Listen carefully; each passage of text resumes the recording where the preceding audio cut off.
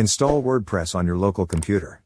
In this video tutorial, we are going to see how you can install WordPress on your local computer, step by step.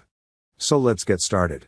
So first install a local server, XAMPP, then download WordPress, copy it and go to local disk C, XAMPP and it docs. Here paste your WordPress folder. Then extract its file here. Once done, open the folder and here you can see all its files. Now go to Google and search for localhost, WordPress.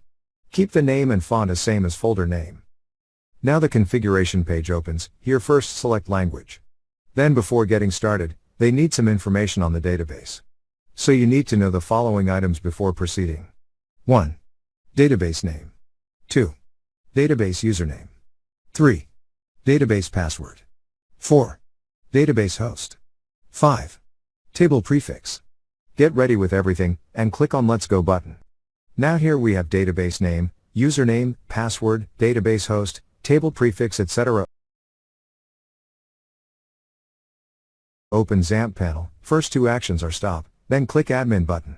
Now from FME admin panel, select new. Now here copy database name from WordPress and paste it here, and create. So new database with the name WordPress has been created. Now let's enter username and password.